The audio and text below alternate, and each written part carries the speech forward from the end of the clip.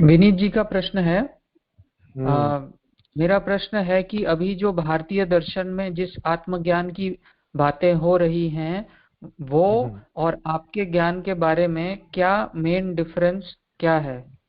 पाश्चात्य दर्शन में ये इसमें भारतीय दर्शन में जो पुराना दर्शन है, जैसा कि मैंने कल भी आपको बताया था कि वो दर्शन शुरू ही होता है इस बात से।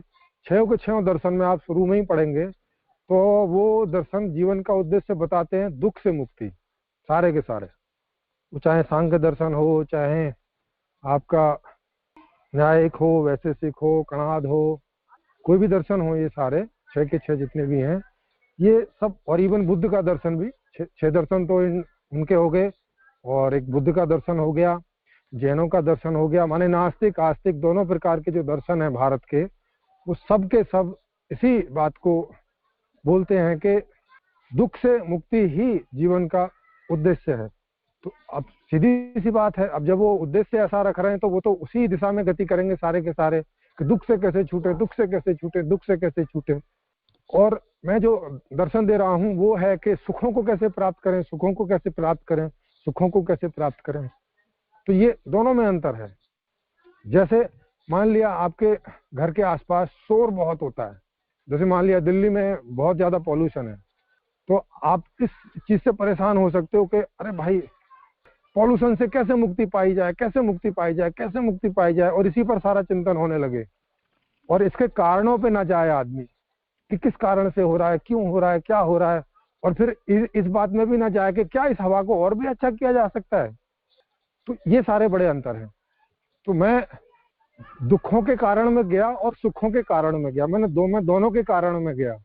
तो दुखों को दूर करना और सुखों को बढ़ाना, तो मैंने दोनों के कारण बताए, किस चीज से सुख होता है, किस चीज से दुख होता है, क्यों होता है, किस लिए होता है, सारा।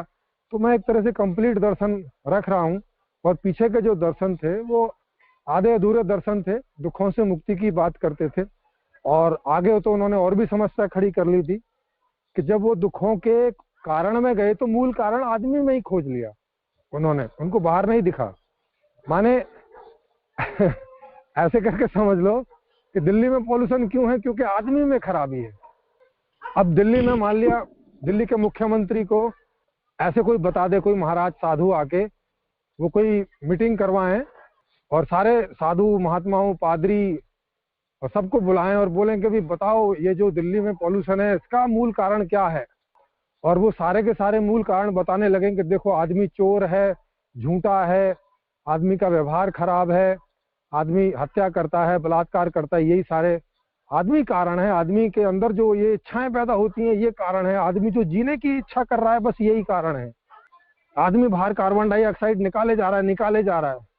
तो फिर ऐसी साधनाएं वो फिर बताएंगे अच्छा इनका क्या उपाय है। वो फिर साधना बताएंगे, देखो दिन में अभी तुम 1 मिनट में 14 सांस लेते हो, बोले हाँ। एक काम करो, 1 मिनट में 5 सांस ही लो, तो 5 सांस में 5 और 4 9 सांस बचेंगे। 9 सांस में जो तुम ज्यादा कार्बन बाहर फेंकते हो वो नहीं फेंकोगे। अब फिर सब लोग लगे होंगे साधना में वैसी, सुबह 1 घंटा, शाम को 1 घंटा लगे हैं पार्क में बैठ के और सब रोक रहे हैं सांस और देख रहे हैं 1 मिनट में 5 से ज्यादा नहीं होना चाहिए। और जो 1 मिनट में 5 सांस लेगा वो महान आदमी, वो आत्मज्ञानी आदमी, वो सिद्ध पुरुष, उसी को मुख्यमंत्री बनाएंगे अगला, वही राष्ट्रपति बनेगा। ऐसे ऐसे सब होने लगेगा, वैसे वैसे ही होता आया है पीछे। तो पीछे के दर्शनों में और जो मैंने दर्शन दिया है उसमें ये फर्क है, और ये बुनियादी फर्क है, और आगे जाके ये बहुत बड़ा फर्क हो जाता है। और पीछे के दर्शन जीवन के बारे में कुछ नहीं बताते, वो शुरू में ही डाल देते हैं कि ये तीनों प्रकार के दुख हो रहे हैं और इसके कारण आप हो, शुरू में ही। और फिर पूरा जो दर्शन है वो आपको कैसे सुधारे, आप में इच्छाएं कैसे कम हो या बंद हो जाएं, उसी पर जोर लगाते चले जाते हैं। बाहर का वो कुछ नहीं बोलते, बाहर कुछ नहीं बताते, व्यवस्था के बारे में कुछ नहीं बोलते, बाहर क्या हो जाए उसके बारे में कुछ नहीं बोलते। बाहर वो बिल्कुल अपनी आंखें हटा लेते हैं वहां से।